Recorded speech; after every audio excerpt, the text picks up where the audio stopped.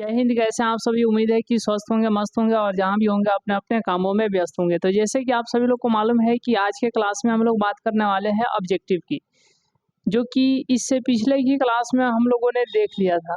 आज हम लोग बात करेंगे ऑब्जेक्टिव की, ठीक है। जैसे कि आप लोगों को मालूम है कि पहला चैप्टर जो हम लोग स्टार्ट किए थे 11th क्लास ज्योग्राफी, उसका नाम क्या था? भारत स्थिति। उसी का जो है आज हम लोग ऑब्जेक्टिव स्टार्ट करेंगे। देखिए, सबसे पहले आप यहाँ पर क्या है, अभ्यास है। क्या है? अभ्यास। जब आप देखिएगा तो यहाँ पर अभ्यास है, अभ्यास, ठीक है। अभ्यास में हम लोग ऑब्जेक्टिव को देखेंगे, जैसे कि आप यहाँ पर देख पा रहे होंगे। देखिए,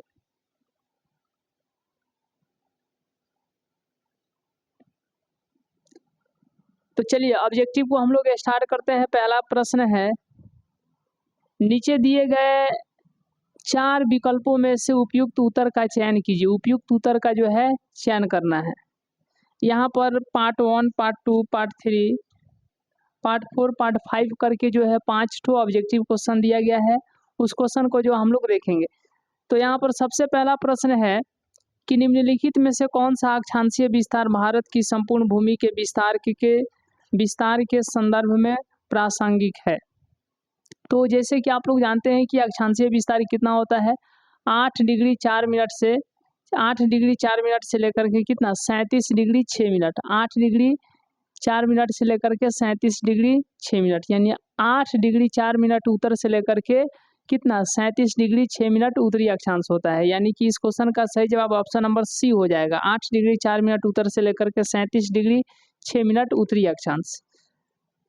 दूसरा जो है इसका ऑब्जेक्टिव क्वेश्चन है कि निम्नलिखित में से किस देश की भारत के साथ सबसे लंबी स्थलीय सीमा है? किस देश की? यहाँ पर बांग्लादेश दिया है, पाकिस्तान दिया है, चीन दिया है और म्यांमार दिया है। तो आप लोग जानते हैं बांग्लादेश की। देखिए यहाँ पर यह है बांग्लादेश। तो यहाँ पर पश्चिम बंगाल से होते हुए ये देख रहे हैं आप यहाँ पर त्रिपुरा, ठीक है ना। तो इस तरीके से जो है निम्नलिखित में से किस देश की भारत के साथ सबसे लंबी स्थलीय सीमा है? तो बांग्लादेश के साथ। किसके साथ है? तो बांग्लादेश के साथ है। किसके साथ है? बांग्लादेश के साथ है। चलिए दूसरा क्वेश्चन हो गया। अब जो है हम लोग देखते हैं तीसरा क्वेश्चन ऑब्जेक्टिव। यहाँ पर तीसरा क्वेश्चन है कि निम्नलिखित में से कौन सा देश क्षेत्रफल में भारत से बड़ा है? यहाँ पर 4 ऑप्शन दिया है, चीन दिया है, फ्रांस दिया है, मिस्र और ईरान दिया है। तो आप लोग जानते हैं कि चीन जो है, ऑप्शन के अनुसार चीन जो है यह जो है भारत से बड़ा है क्षेत्रफल की दृष्टि में। क्षेत्रफल की दृष्टि में जो है भारत जो है भारत से जो है चीन बड़ा है। इसीलिए इस क्वेश्चन का सही जवाब ऑप्शन नंबर क्या हो जाएगा? तो एक, यानी कि क हो जाएगा। क्या हो जाएगा? चीन होगा, क होगा। उसके बाद में चौथा प्रश्न दिया है कि निम्नलिखित यामियोत्तर में से कौन सा भारत का मानक यामियोत्तर है? कौन सा जो है भारत का मानक यामियोत्तर है? या आप लोग जानते हैं कि भारत का मानक यामियोत्तर कितना होता है?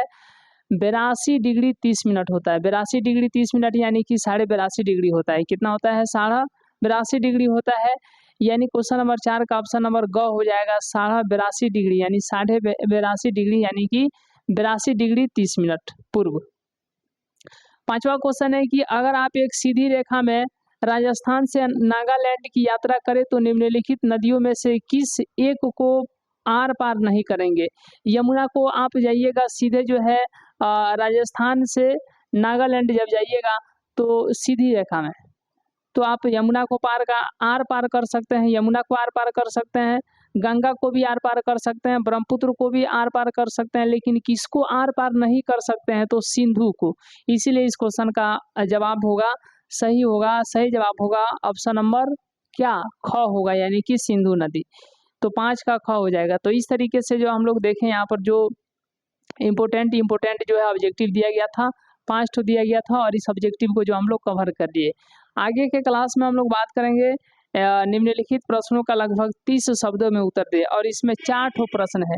तो अब जो है शॉर्ट आंसर क्वेश्चन बचा हुआ है, इसको हम लोग आगे देखेंगे आगे के क्लास में। चलिए, तो इस क्लास में इतना ही। मिलते हैं हम लोग नेक्स्ट क्लास में, नेक्स्ट वीडियो में। तब तक के लिए बहुत बहुत धन्यवाद।